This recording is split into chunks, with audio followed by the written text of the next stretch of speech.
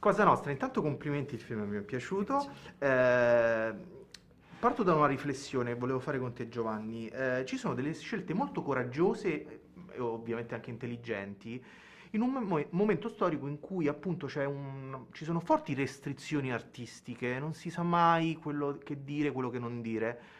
E qui invece ho trovato appunto, come detto, delle intuizioni non da poco, molto riuscite. Quindi come sei riuscito a tenere tutto sotto controllo? Era l'intenzione iniziale che mi ha fatto scegliere di partecipare a questo progetto. Ho sempre pensato che ci fosse il materiale giusto per poter cercare con scorrettezza di restituire una satira di costume, nello specifico della evoluzione della famiglia.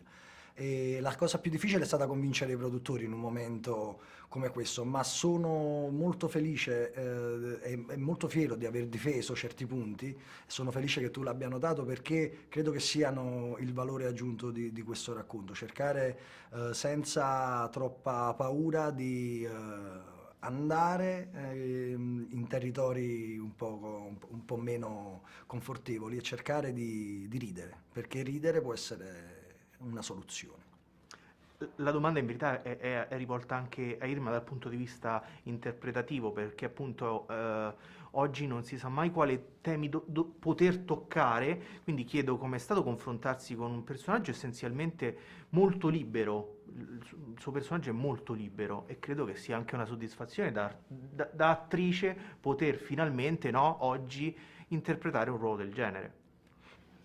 Quando ha letto la sceneggiatura ha capito subito che il personaggio è suo, però è importante che nel personaggio comico ci sia questa parte un po' drammatica, perché deve essere qualcosa di più della cosa divertente. Ti confronti, porti l'Ucraina e ti confronti anche con il cinema italiano, c'è una commissione di genere, abbiamo la commedia, abbiamo il mafia movie, e quindi ti chiedo, c'è stato un punto di riferimento italiano, c'è un punto di riferimento italiano, un'attrice italiana a cui magari hai preso qualcosa per questo film? Софі Лорен, Філомена Мистрояні і Софі Лорен. Marturano. Філомена Мартурана. Так, десь щось схоже. È qualcosa di simile. Non me l'aveva mai detto prima. È interessante la cosa, infatti è molto, ci sta. Come ultima cosa, un'altra riflessione, la domanda è per tutti e due. C'è una metafora di fondo, no? La famiglia criminale, anzi il crimine, l'associazione criminale con la famiglia. È un'assonanza, credo, importante nel film. Me la raccontate? Io credo che sia il tema del film, nel senso che raccontare l'evoluzione della famiglia e la crisi della famiglia tradizionale dal punto di vista del paradigma forse della famiglia più rigorosa e più ottusa possibile, che è quella mafiosa. Per cui ci sembrava il contrasto giusto per raccontare questa evoluzione della famiglia. Злочин і сім'я.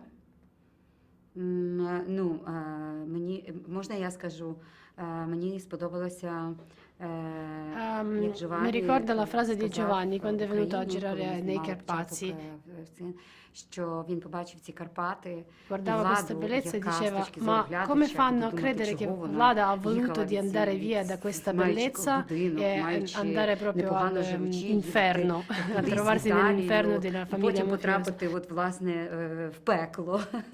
Це дуже Ma правильно alla працює. fine Але solo мені здається, що quella влада famiglia от тільки могла mafiosa e змінитися, criminale потрапивши Vlada от в таку ha potuto ситуацію. di От тільки cambiare da побачивши sola e vedere по-справжньому dove è те, що вона sbagliata. діє неправильно, побачивши справді, як не можна неправильно, сама очиститись, il сама suo atteggiamento зрозуміти, dove è sbagliato. як жити. Grazie, grazie mille. Grazie mille. Grazie, grazie.